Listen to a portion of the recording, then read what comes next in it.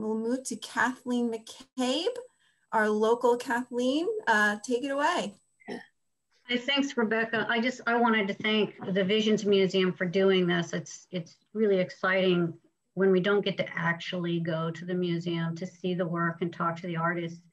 So I just wanted to thank you for that opportunity.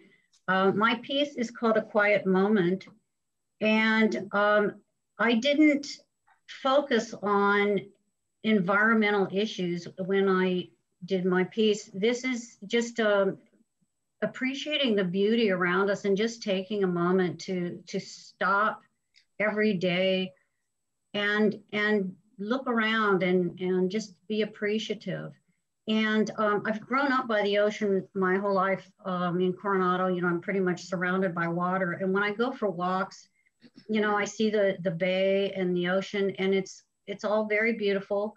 When I was a kid, the bay was dirty and it was smelly. And if a fish actually lived there, you would never, ever imagine eating it. And over the years, they've cleaned it up. It's much cleaner. It smells great. Children swim in it. There's lots of fish. There are dolphins. One time there was even a whale that got kind of confused and went into the bay. So that's just kind of all the good things. I like to focus on the good things. My process, you can go to the next slide, is where this was the original photograph, and we were actually in Kauai, and my brother-in-law took this photo and sent it to me afterwards. But I don't know, I just thought it really captured that moment of us just being together, you know, not talking, just being there.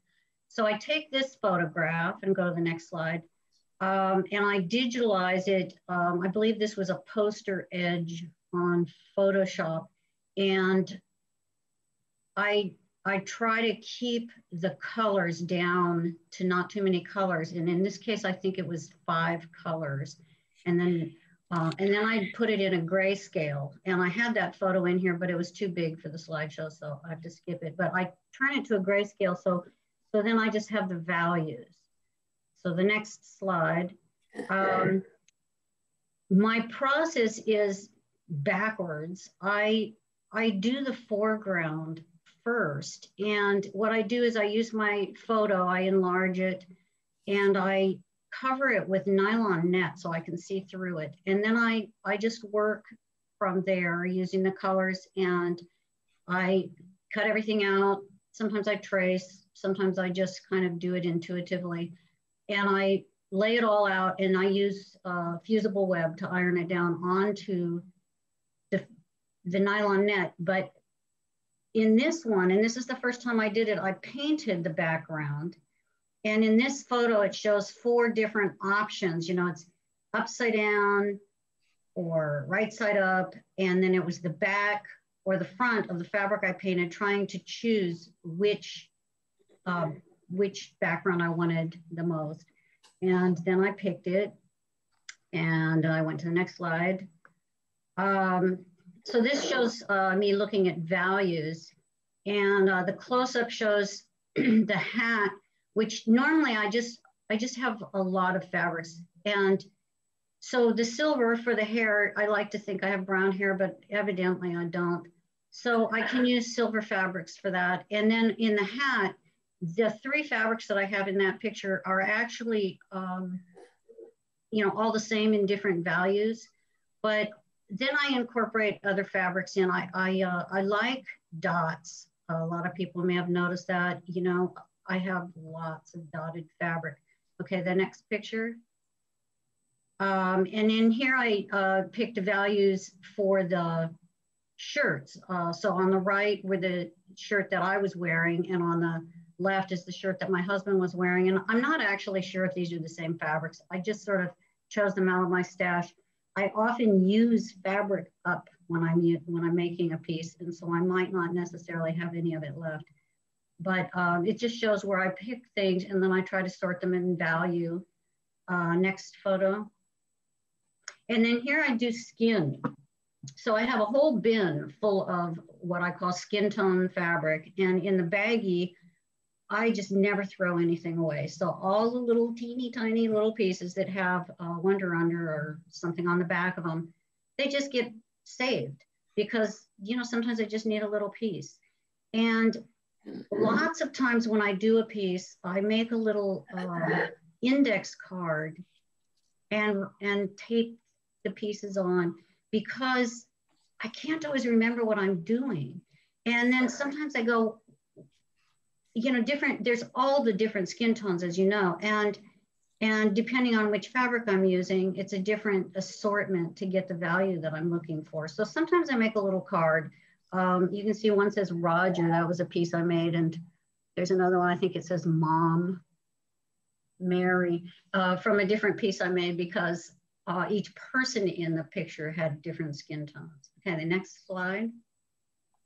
Sorry. All right, so this is a picture of my part of my studio anyway. And the way that I keep fabric sorted is I have a closet that we put shelves into, and I have them all in bins. And they're sort of by color, sort of sometimes by fabric type, and sometimes by a project that I have in my mind. And on the left is a cabinet. It was from IKEA, and it's a kitchen cabinet actually, but it had those drawers with windows, and I absolutely fell in love with that cabinet, and I had to have it. And one day something happened where I decided I deserved it, and I bought it. And there were some people moving on my block, and I ran over and asked the movers if they would take it upstairs for me, and I slipped them a little money for doing that because it's very heavy. But in the drawers, you can see all my blues here. I have at least two drawers full of blue fabrics, and I think I actually have three, but it just shows how I sort them, you know, so that I can kind of look at them like a filing cabinet, and I try to fold them to fit in there all nice and neat and tidy. And of course, with COVID, things are a little more nice and neat and tidy than they have been in the past. Okay, next slide. Here are a couple pictures of my studio. I just rearranged it. I seem to be accumulating lots of things. But I just got a new Bernina sewing machine. And on the right, there's an orange, it's actually a quilt of a pumpkin on top of that's a Sweet 16. And I just got a quilt rack, which I haven't used much yet, but to try this, you know, stand up and drive your sewing machine. I usually do everything freehand on the Sweet 16, so that's something new for me. And then on the other side, I have my design board. Oops, sorry. And my sewing table is actually a bunk bed where I made a frame that fits on top of it where the little pegs are for the top bunk. My table just fits right down on those pegs, and I cover it with I think I have army blankets under there, you know, for padding. And then it's just every once in a while I change the canvas top on it, and I just staple it all on there. And you can see on the right of that is my IKEA table with the drawers that moved over. So somehow or other, I jigsawed everything into that space, and it's really working. I'm excited. I got excited to sew again because it wasn't so crowded. All right, next picture. So I included a few pictures of other quilts I've made in the same, doing it the same way, where the front just shows the values. The skin tones are different on each person, and the background is more abstract. I tend to be realistic, but this particular picture, Funeral in the Rain, is based on a photo that I took in the rain. So it was a blurry picture, and I liked the body language of these are actually my children, and they weren't talking to each other, but they're all standing there, and I just liked it. Okay, next picture. This is a commission I made, and you can see a little bit closer up where the values of the skin work together with the shadow to make that picture. And then the next one, this is the one that has Mary and Roger in it, and it's sort of a different sort of portrait. It was a family hike that we were on, and so the background is abstracted, but the people in it are more realistic and still just done with values. I try to stick to about 5 values when I convert my photographs. And the next one, my dog. It's actually my daughter's dog, and it's getting very old, and I thought that she would like to have a remembrance of the dog. And the fun thing about this was it was all done in those silvers. This isn't the greatest photograph of it, but Lola is the name of the dog. And I think I have one more photo. I think I finished off with the whole quilt in case anyone needed to see it again. And this is an example. I tried to take some detail shots, but my detail shots weren't as good as the ones that were in Kathleen's own presentation. So I just deleted mine. Oh. Your detail shot of the 2 heads and the hat, the different colors in the hat was just so, the colors were so good in it.